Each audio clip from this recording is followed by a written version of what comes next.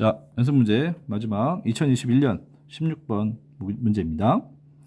자, 잘 보시면 자, x와 y 평면에 a, b, c가 있고 자, 전류 I, b가 위로 흐른다는 힌트가 있습니다. a, b는 아직 모릅니다. 그러면 힌트가 있을 거예요. 자, 보시면 전류가 흐르고 있다고 했고 b에 흐르는 전류 방향은 이렇게 말했고 자, x축상 첫 번째 힌트 x축상 P에서 세 도선의 전류의 자기장은 제로이다. 자기장은 제로이다. P에서. 그러면 P 지점은 여기입니다. 자, 여기에서 P에서 B는 BA 플러스 BB 플러스 BC가 제로라는 거예요. 어떤 크기가 플러스 마이너스 다 제로라는 거죠. 자, 그 다음에 또 두 번째 힌트 C에서 흐르는 전류의 방향을 바꾸었더니 P에서 들어가는 방향이 되었다. 자, 이런 게 중요합니다. 뭐 바꾸었더니 어떻게 됐다. 그러면 바꾸기 전 원래대로 되돌리면서 상승을 하는 거예요. 자, 바꾸기 전에는 여기서 B가 제로였는데 얘를 전류의 방향을 바꾸니까 들어갔다 그랬죠. 얘를 바꾸니까 들어가는 방향의 합 자기장이 나타나는 거예요. 그러면 얘를 바꾸지 않았다면 나올 수 있는 거였죠. 바꿔서 들어가는 거라면 원래대로 가면 얘는 나와야 된다는 거예요. 그러면은 얘의 자기장의 방향을 유추할 수 있는 거예요. 얘가 바꿨더니 들어갔어요. 그러면 바꾸기 전에는 나오는 거죠. 바꾸기 전에는 제로를 만들어가는 거니까 얘에 의해 자기장은 어떻게 된다? 얘에 의한 자기장은 나와야 된다. 나와야 된다. 이게 정답이에요. 그래서 그림을 그릴게요. C가 원래는 바꾸니까 들어갔으니까 바꾸기 전에 제로를 만들기 위해서는 나와야 된다. 나와야 된다. 면적 몰라요. 그래서 대략 이렇게 그려봤어요. 그런데 지금 IB가 이렇게 됐죠. IB가 지금 올라가고 있으니까 여기는 지금 어떻게 돼요? 요렇게 하면 나오는 거죠. 나와야만이 자기장이 되는. 그러면은 B도 보세요. 나와야 되고 C랑 크기가 같다고는 할 수 없죠. I도 모르고 거리도 다르니까 그럼 약간 좀 크게 그려서 나오는 거예요. 그러면 자, 전류가 나오려면 C도 왼쪽이고 B도 왼쪽이니까 요 전류의 방향 여기 정해졌죠. 위로 올라가야 돼요.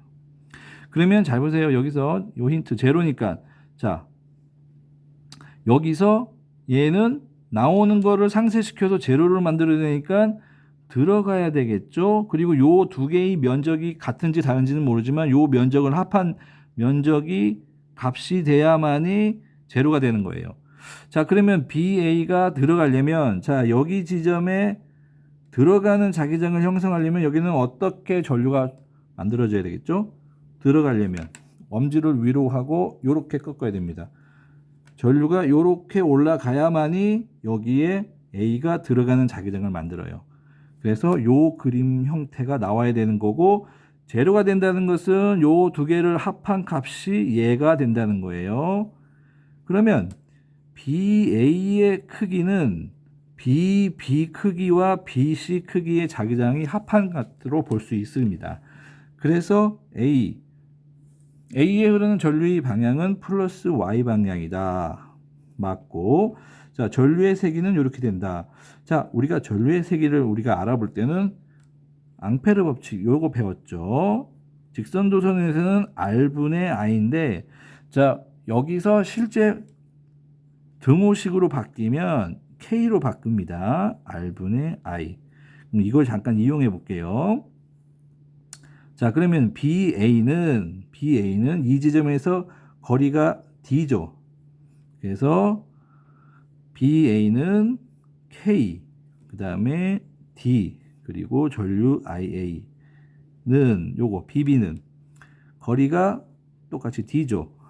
D 그리고 K, I, B. 자, 이제 C는 어떻게 될까요? C에서 B는 자, 여기도 D지만 여기 새로운 거리 뭐라고 할까요? S라고 할까요? 요 거리. 그러면 S에다가 D를 더한 거죠. C는. 그래서 D 플러스 S 그리고 IC가 되는 거예요. 자, 왜 이렇게 됐냐? K는 다 같은 비례상수예요. 그래서 약분을 하면 이렇게 없어지고. 자, 그러면 또 약분을 하고 싶은데 이거 D 플러스 S잖아요. 그러면 이 S를 0으로 만들어버리면 D 약분돼가지고 A, B, C가 남잖아요. 자, 이걸 S로 0으로 만들면 어떻게 할까요? 얘를 여기로 가져가는 거예요. 얘를 여기로 가져가면 거리가 줄어들고 자기장의 세기는 어떻게 될까요? 얘가 여기로 가져가면 자기장의 세기는 얘가 더 커지겠죠? 나오는 게. 이때 제로인데 이 상황을 D로 가져가면 더 커지니까 어떻게 될까요? D가 이걸 없앤다면 약분이 되고 얘가 자기장이 세기가 얘가 이렇게 됐을 때 얘 합한 게 얘가 전체적으로 커지니까 이렇게 되겠죠. 그래서 D를 약분하기 위해서 얘를 가져가면 얘가 S가 제로가 돼서 D가 되고 D를 약분하면은 IA는 IB 플러스 IC가 되는 거예요. S가 사라지니까 전체적으로 얘에 의한 자기장 효과가 더 커지니까 전체적으로 얘 두 개를 합치면 얘가 커지니까 전체적으로 이렇게 된다. 이 값을 우리가 전류의 값으로 비례식으로 계산할 수가 있는 거예요. 그래서 니은 맞는 말. 자, 그리고 재미있는 사실은 자, 원점에서 세 도선에 의한 전류의 자기장의 방향은 C에 흐르는 전류의 방향을 바뀌지 않는 거. 원점 볼까요? 원점 요거예요. 원점. 자, 재미있는 사실은 여기예요. 원점. 여기 원점에서 전류에 의해서 얘가 어떻게 될까요? 여기는 들어갔지만 여기는 나오는 게죠. 자, 오른쪽은 전류가 이렇게 됐을 때 나올 거예요. 이렇게 나옵니다. 자, 나왔을 때 얘 크기랑 똑같겠죠? C에서 나오는 거니까 얘 크기랑 똑같고. 자, 그럼 보세요. 그리고 요 C는 뭐예요? 여기 B에서 이렇게 해서 나오는 거죠. 아, B에 의해서도 여기 나옵니다. 그러면 하나, 둘, 길이가 보세요. 거의 3배죠. 그러면 아하, 잘 보세요. 요거보다는 크기가 멀어졌어요. 3배 멀어졌기 때문에 이건 뭐죠? 3분의 1로 줄어들겠죠. 그러면은 A에 의한 효과, 자, B에 의한 효과가 3분의 1, 요거의 3분의 1이니까 요렇게 되겠죠. 근데 심지어는 얘랑 반대 방향이 아니라 같은 방향으로 나와요. 그리고 C 볼까요? C. 자, C는 역시 C도 여기 D가 요만큼인데 나오는 방향이에요. 나오는 방향. 올라가고 0지점에서 나오는데 거리가 어떻게 될까요? 엄청나게 요 지점보다는 거의 2배 가깝죠. 눈으로 봤을 때 2배라고 뭐 정의할 수 없지만 2배보다 작겠죠. 요 거리가 작기 때문에. 그러면 2배까지 요 면적의 2배로 줄어들고 어떻게 될까요? 심지어 또 나와요. 그러면 여기는 5지점의 방향은 합하면 다 나오는 자기장의 방향인데 잘 보세요. 그런 상황에서 C에 흐르는 전류의 방향을 바꾸기 전과 후가 같다. 전류의 방향, 자, 이 상황에서 전류의 방향 얘를 들어가는 방향으로 바꿔볼까요? 들어가는 방향으로 바꾸면 원래는 얘 두 개 합쳐서 얘가 같은 면적이었는데 심지어는 거기서 작아지고 그리고 다 같은 방향인데 얘가 너무 작기 때문에 이 전체적으로 나오는 방향을 뒤집을 수 있는 효과가 될 수가 없는 거죠. 얘가 워낙 작다 보니까.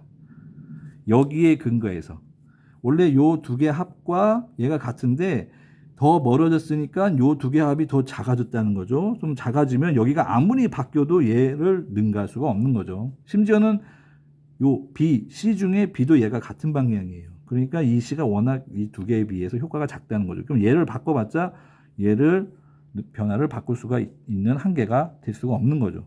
미약하니까. 그러면 얘는 바꾸든 아니든 여기 원래의 자기장의 합 자기장의 방향은 나오는 방향. 그래서 바꾸기 전과 바꾸기 후의 방향은 같다. C가 좌지우지할 수는 없다. 근데 여기서는 C가 좌지우지할 수 있었죠. 같은 값이니까. 근데 이게 멀어지다 보고 방향도 같아지니까 그럴 수가 없다. 그래서 여기까지 알아보면 결국 정답은 5번이 되겠습니다. 기역, 니은, 디귿 다 맞는 말이 해당되는 거죠. 자, 그럼 여기까지 해서 다음 영상으로 넘어가겠습니다.